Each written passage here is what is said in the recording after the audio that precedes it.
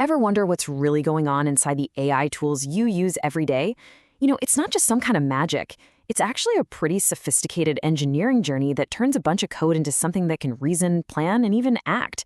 So let's pull back the curtain and see how these things are built from the ground up. Okay, so think of this diagram as our roadmap for the next few minutes.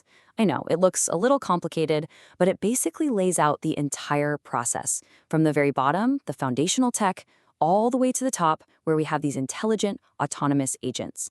We're going to walk this path together, step by step. All right, so we're going to break this down into 4 main parts. First, we'll look at the core engine that really kicked this all off, the transformer. Then we'll see how engineers make that engine way smarter and more efficient. After that, we'll get into the super important part, aligning it with human values. And finally, we'll hit the top of the pyramid, turning the model into an agent that can actually think and act. So let's kick things off with phase 1, the core engine. You got to think of this as the bedrock that all modern large language models, or LLMs, are built on. This is the absolute game changer, the breakthrough that honestly changed everything in AI. And that big breakthrough is something called the transformer architecture. Before this, models had to process language one word at a time, sequentially, kind of like reading a book. But the transformer, its secret weapon is this mechanism called attention.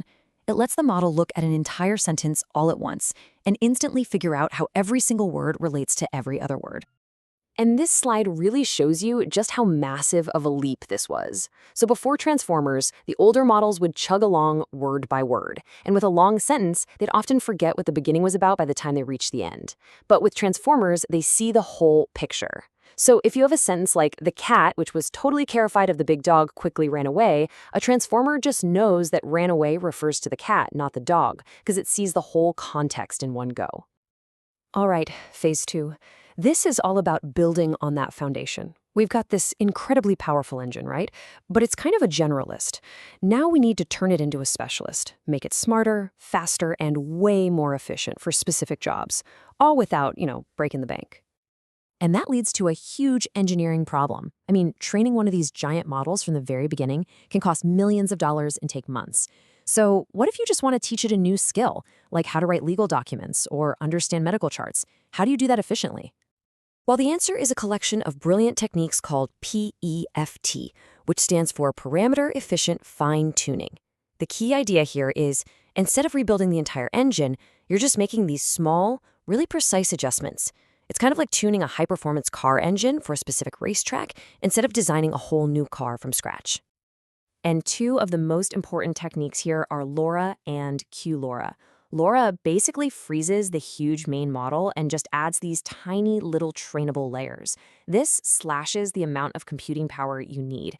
And then QLoRa takes a step further by compressing the model, which lets these incredibly powerful AI models get trained and even run on way more accessible, sometimes even consumer-grade hardware. It's a real game changer. But get this, it's not always about tinkering with the model's internal wiring. Sometimes it's just about how you talk to it. There are these advanced prompting techniques, like chain of thought, where you literally just tell the model to think step by step. And just doing that can dramatically improve its reasoning, all without changing a single parameter. Okay, so now we have a smart, efficient model, but we have to make sure it's also helpful, harmless, and honest. And that brings us to phase 3, alignment. This is where we teach the AI to behave in ways that actually align up with our goals and our ethics. This is crucial. The classic way to do this is something called reinforcement learning from human feedback, or RLHF. It's kind of like a 3-step dance. First, you just show the AI a bunch of really good examples. Then you train a totally separate AI to act like a judge by having humans rank different responses. And finally, you use that judge to score the main AI's answers, basically coaching it over and over to get a higher score. But RLHF, well, it can be pretty complex. So a newer, more streamlined approach is direct preference optimization, or DPO. It gets to the same goal, but it's much more direct. It mathematically bakes the human preferences right into the training process, which means you can completely cut out that separate judge model. It's simpler, often more stable, and a really elegant way to teach an AI good behavior. We've done it. We've built it, we've tuned it, and we've aligned it. Now for the final and honestly the most exciting phase, turning our language model into an AI agent. This is the moment where the AI stops just talking and starts doing. So one of the biggest problems with LLMs is that their knowledge is basically frozen in time at the moment they were trained. The fix for that is RAG, or Retrieval Augmented Generation. Just think of it like giving the AI a library card or access to the internet. When you ask it a question, it can first go search for the most current, relevant info, and then use that to build its answer. It's literally the difference between a closed book and an open book test. And the React framework is a perfect example of how these agents work. It combines reasoning with acting. So first, the LMM thinks, it reasons about the problem, and makes a plan. Then, it acts by picking a tool, maybe a calculator for a math problem or a search engine for a fact. It uses the tool, gets a result, and then uses that new information to reason about what to do next. It's this powerful little loop that lets an AI tackle really complex multi-step problems.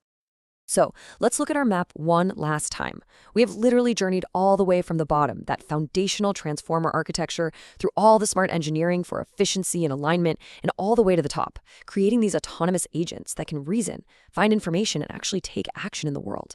Each layer builds directly on the one right before it. And that leaves us with one final and really important question. We've successfully engineered these models to act. The next great challenge for all of us is to make sure that when they do act, they do it wisely, safely, and for the benefit of everyone. So, what does that future look like to you?